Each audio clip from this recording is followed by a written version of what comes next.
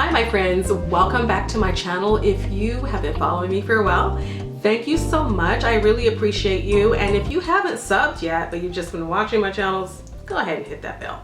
And if you are new to my channel, welcome. If you've been wanting to find some information about homeschooling, I have that for you. On this channel, I talk a lot about homeschooling as well as some other topics like entrepreneurship, but I have a lot of homeschool topics for you because I've been homeschooling my kids for 15 years and I definitely know what some benefits are to homeschooling. So in this video, I'm going to share with you the part 2 to my series of Homeschooling 101 Startup Series for beginners, and that is what are some of the benefits of homeschooling. So there are so many benefits, and if you are new and you want to begin homeschooling, then you probably want someone to talk you into why you should homeschool.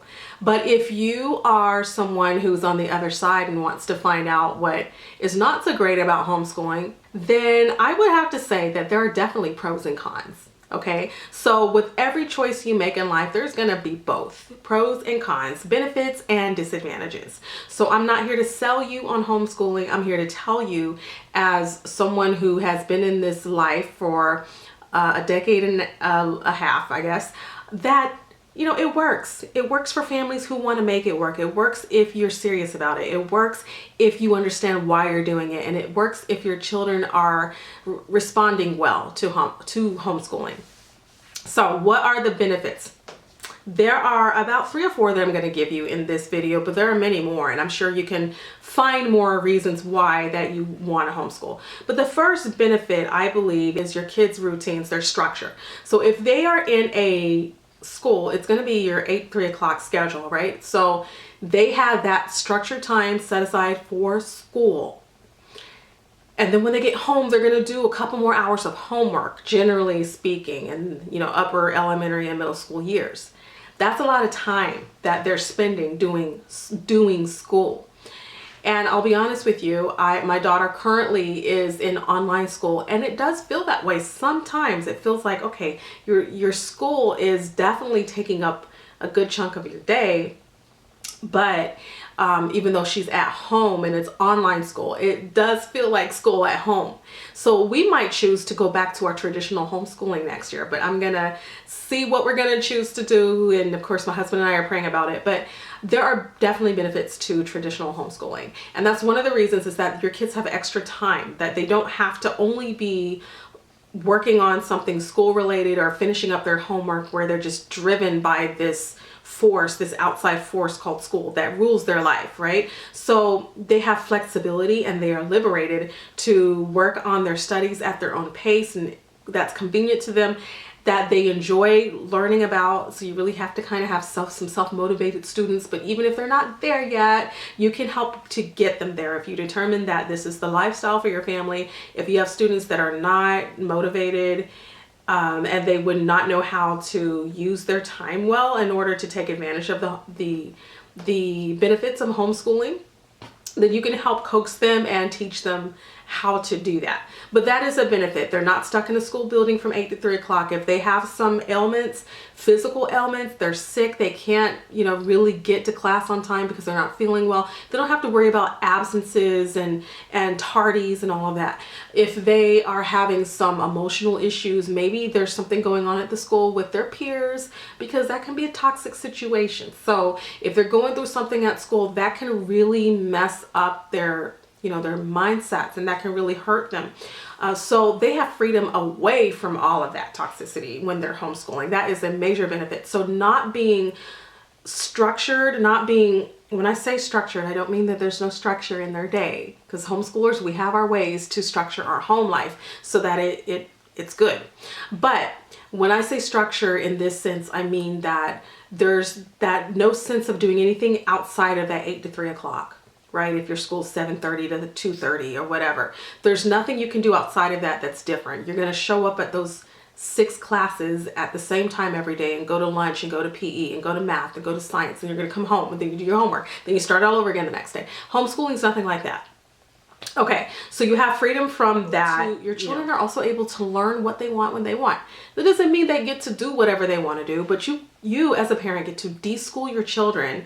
When you bring them home, you're getting a chance to deprogram all of the toxicity that's been going on in their lives and allow them some time to breathe. And then you can allow them to start to tell you what they're interested in, because maybe you've never really listened before.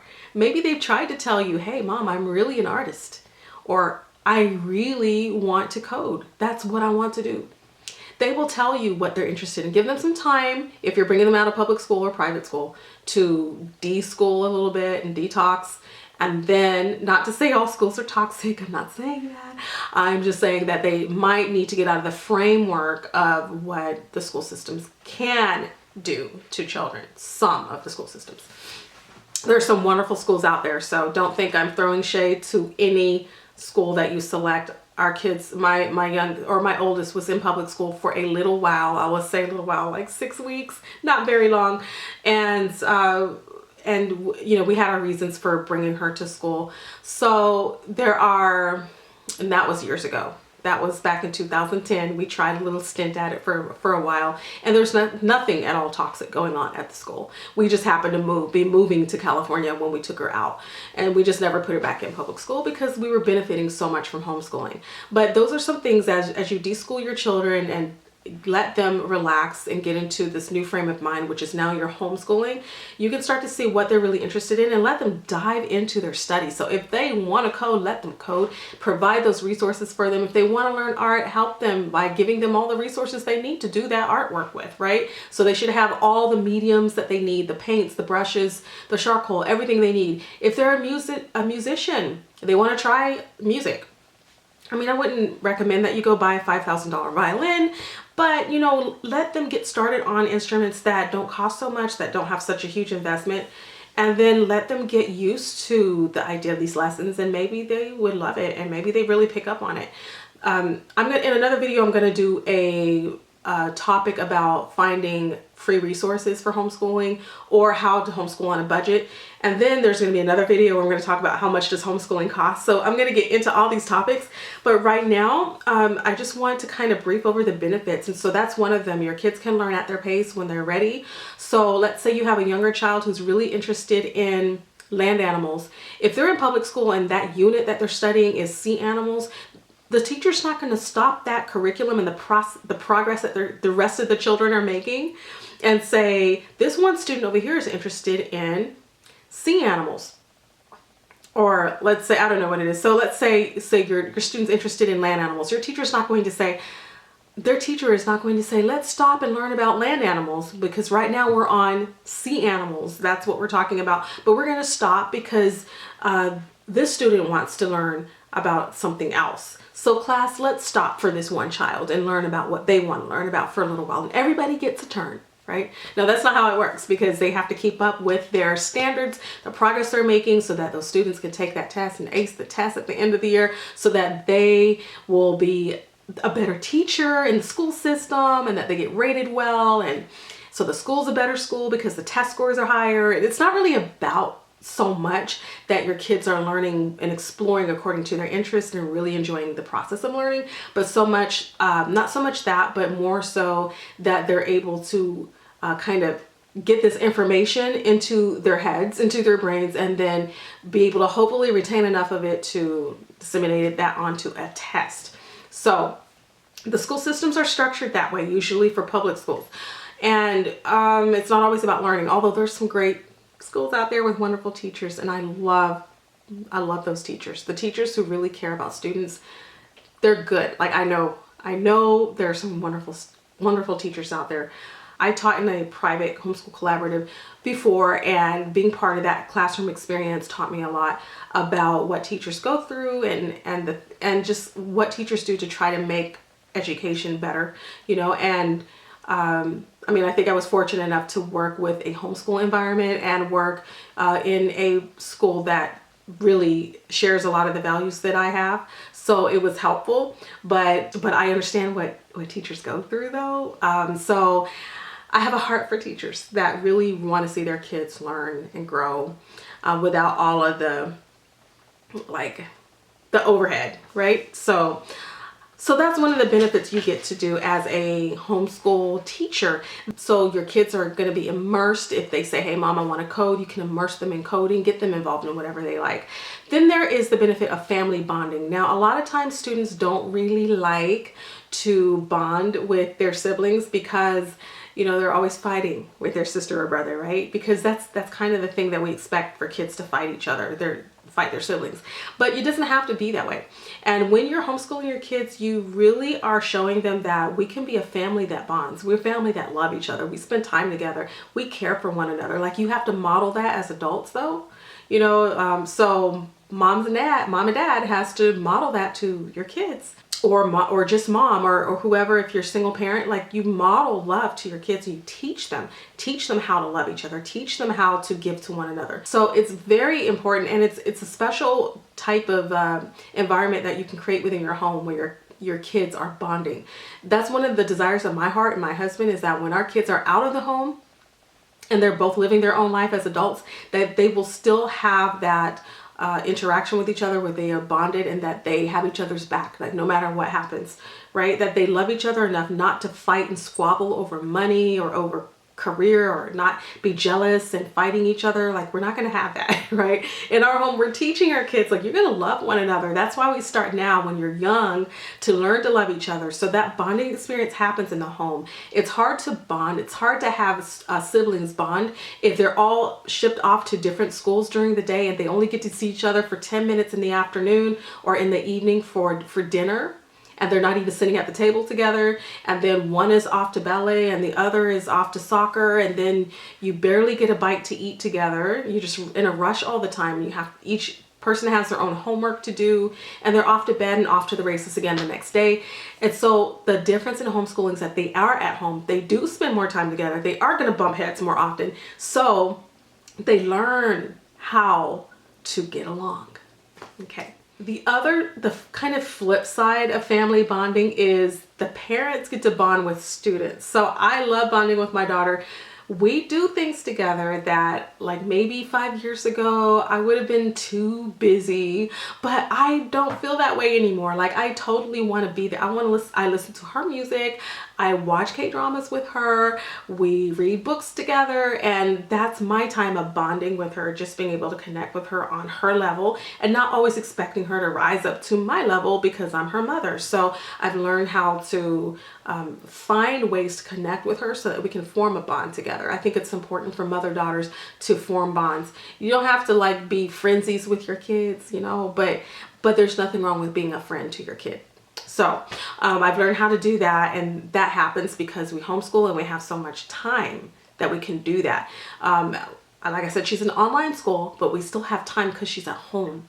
Because she's at home, we have that time together. And lastly, I would say that one other benefit is that your students are receiving a high quality education that's suited for their personalities. Okay, so we're going back to the idea of your students being individuals that need their own thing, right? And so if they're interested in something, I always say, parents, get them involved in whatever they're interested in.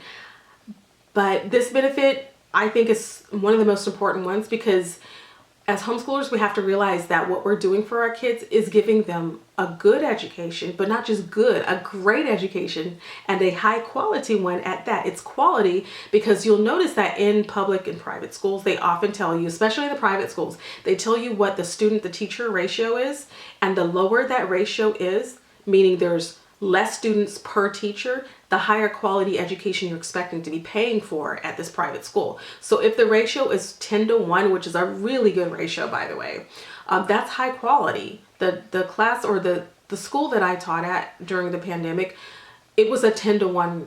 It was about 10-1 ratio on average, but I only had 7 students. So they got a high quality education just because mere fact that it was a small classroom. So you get more one-on-one with the teacher, more teacher time. I had more students at my desk that I was able to work with on their language arts. And I had time to do that because I had so few students. So when you are working one-on-one with your student, with your one child, maybe you have 3 children, you're working one-on-one with each child, they're getting superb education with their mom or dad because it is so one-on-one. they have that special time. You're basically tutoring them. And that just gives them a better quality. Also, because you're homeschooling, you're very likely studying your children, how they learn best, what they're good at, what they're not good at, what they're struggling with. Because you have that bird's eye view on their education, you're able to manipulate and maneuver those things around so that your children are able then to have a more personalized education suited just for them, nobody else. So you're creating curriculum and you're choosing curriculum just for one kid, which is so high quality. I can't even tell you how high quality I think that is, because when you're at a school, right, there's one curriculum set for hundreds of students, sometimes thousands of students in a high school, right? They get one set curriculum. Everybody goes through the standard textbooks, right? But when you're homeschooling, you get to choose very specialized curricula for your kids that really meet them where they are, that goes at their own pace. And if you can't find what you're looking for in the plethora of homeschool products, you can create your own that just follows the trajectory of your child's interests and gets them what they need when they need it. So those are the benefits I have for you of homeschooling your children. I hope that you enjoyed this. If you did like this video, please give me a thumbs up. I keep saying that. It's so important that you vote, okay? So this is one of those voting things. Like, go ahead and give me a thumbs up. Go ahead and subscribe to this channel. And while you're at it, if you are a faith-based homeschooler and you love getting just encouraged in your faith while you're homeschooling your kids, I would invite you to follow my podcast and listen to it. It's called Christian Homeschool Moms Podcast. It's located in iTunes as well as Spotify. And from time to time, I put a video on this channel of an interview that I will be posting to the podcast as well. So you'll find me there as well as at my blog, christianhomeschoolmoms.com. And so I just invite you to follow me in those places as well as Instagram. I try to stay relevant on Instagram, but I'm mostly here. Okay, so I look forward to hearing from each of you if you really enjoyed this, and leave me a comment. I love comments and I will respond. I will either give you a thumbs up and like your comment. Sometimes I'll even reply. I try to reply to what you guys leave. If you leave me a question or something, I'll be happy to answer that. If you need coaching or support, I'm happy to offer you my experience. Like I said, 15 years homeschooling, I'm willing to offer that support to you. So you can check out my coaching website. I have that link below, and you can see how we can get in touch, where I can help you with curriculum choices and helping you through the startup phases of homeschooling. I know you're thinking about it. That's why you're watching this channel. So, all right, so that's it for now. And thank you so much, guys, and I'll see you next time.